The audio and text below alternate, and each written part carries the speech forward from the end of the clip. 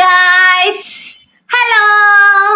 അപ്പൊ നമ്മുടെ ഇന്നത്തെ പരിപാടി നമ്മൾ ബീഫ് കറി ഉണ്ടാക്കാൻ പോവാണ്.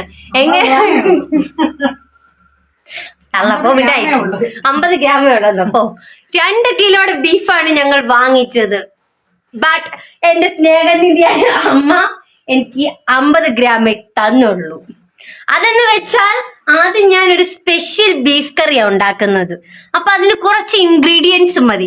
അതൊന്ന് വർക്കൗട്ട് ആയിട്ടേ നമ്മൾ വലിയ വലിയ കിലോയിലോട്ട് കയറത്തുള്ളൂ. നമുക്ക് ബീഫ് കറിയിലേക്ക് കടക്കാം. എന്റെ ബീഫ് എവിടെയമ്മ? എന്റെ ബീഫ് കണ്ടോ നിങ്ങൾ? ഇത്രയും ബീഫേ നമ്മൾ ഉണ്ടാക്കുന്നുള്ളൂ. ഈ ബീഫ് ഞാൻ ഉണ്ടാക്കുന്നത് ഒരു സ്പെഷ്യൽ ആയിട്ടാണ്. നമുക്കതിന് കുറച്ച് ഇൻഗ്രീഡിയൻസ് ഒക്കെ ഉണ്ട്. ഇത് ഇത് വെളുത്ത ഉള്ളി ഞാൻ നന്നായിട്ട് കഴുകി അരിഞ്ഞു വെച്ചേക്കുവാണ്. ഇതിന് ഏറ്റവും കൂടുതൽ ഉള്ളി ഏറ്റവും നല്ലത്. പിന്നെ ഞാൻ ഇച്ചിരി തേങ്ങാക്കൊത്ത് അരിഞ്ഞു വെച്ചിട്ടുണ്ട്. പിന്നെ ഇഞ്ചി, വെളുത്തുള്ളി, ഇത്രയാണ് നമുക്ക് ബീഫ് കറിക്കാണ് ഞാൻ എടുത്തിരിക്കുന്നത്. പിന്നെ നമ്മളൊരു സ്പെഷ്യൽ മസാല ഉണ്ടാക്കുന്നുണ്ട്. അത് ഞാൻ ഉടനെ കാണിച്ചു തരുന്നതായിരിക്കും നിങ്ങളെ. കാണിക്കണമെന്നില്ല. നല്ല ഒന്നാന്തരം ബീഫ് കറിയാ വെക്കാൻ പോകുന്നത്. ആദ്യം വീട്ടിലെ പട്ടിക്കോ പൂച്ചയ്ക്കോ കൊടുക്കും. അതൊന്നും നിങ്ങൾ കാര്യമാക്കണ്ട ഗൈസ്. ഇത് സ്പെഷ്യൽ ബീഫ് കറിയാണ്. സ്പെഷ്യൽ എന്ന് പറഞ്ഞാൽ വളരെ സ്പെഷ്യൽ ആണ്. ഇങ്ങോട്ടാ.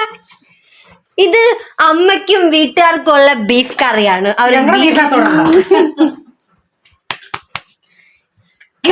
ഞങ്ങളുടെ ബീഫെ തൊടണ്ട. ഇത് ഞങ്ങള് രാവിലെ തന്നെ കാണിച്ചുതരാം.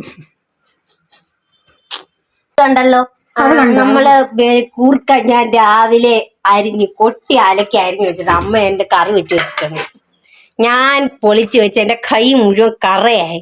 എന്നിട്ട് ഞാൻ അരിഞ്ഞു വെച്ച കൂർക്ക കറി വെച്ചതിന്റെ മുഖത്ത് അമ്മയ്ക്ക്.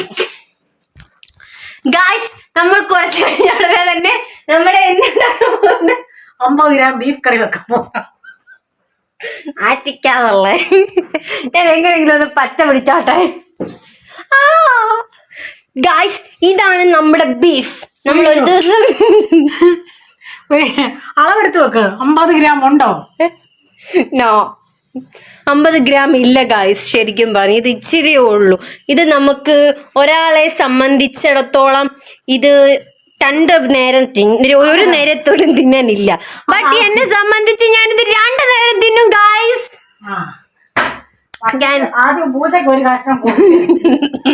പൂച്ചയ്ക്ക് കൊടുത്തു കഴിഞ്ഞാൽ പിന്നെ കഷ്ണമില്ല ഗായ്സ്.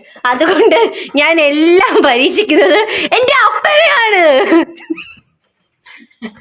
കണ്ടല്ലോ, എന്റെ അമ്മയെ കഴിക്കൂ, ചിരിച്ചടിക്കൂ, ഹായ് പറയൂ മാമി.